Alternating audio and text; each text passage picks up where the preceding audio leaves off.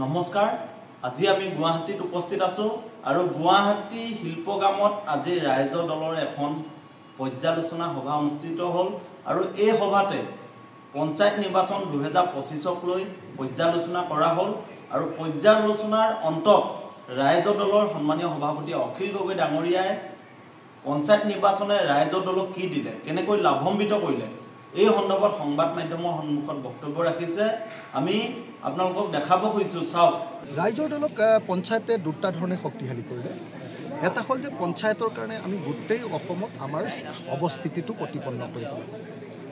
আমি অকল এটা সমষ্টিৰ বিধায়ক থকা পাৰ্টি আছিলোঁ এতিয়া অসমৰ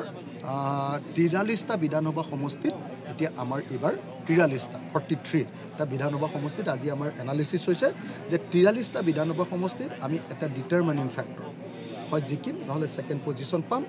নহ'লেও সেই সমষ্টিত আমাৰ অবিহনে কোনেও তাত ইলেকশ্যন খেলিব নোৱাৰে 43টা এনেকুৱা 126টাৰ ভিতৰত 43টা তেনেকুৱা সমষ্টি ওলাইছে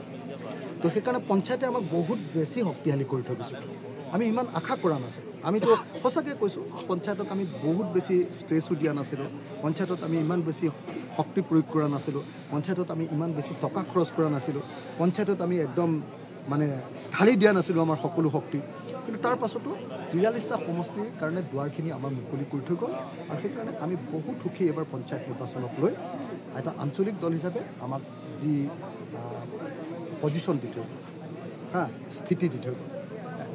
সেইটোৰ কাৰণে ধন্যবাদ জনাইছোঁ আৰু সেইকাৰণে প্ৰত্যেকজন অসমৰ নাগৰিক যিসকলে আমাক ভোট দিলে যিসকলে আমাৰ কাৰণে কেম্পেইন কৰিলে যিসকলে আমাৰ কাৰণে লাগি দিলে যিসকলে আমাক আশীৰ্বাদ দিলে প্ৰত্যেকজন অসমৰ নাগৰিকক আমি আন্তৰিকতাৰে সৈতে কৃতজ্ঞতা ধন্যবাদ আৰু আমাৰ সেৱা জনাইছোঁ ভৱিষ্যতেও তেখেতসকলৰ পৰা আমি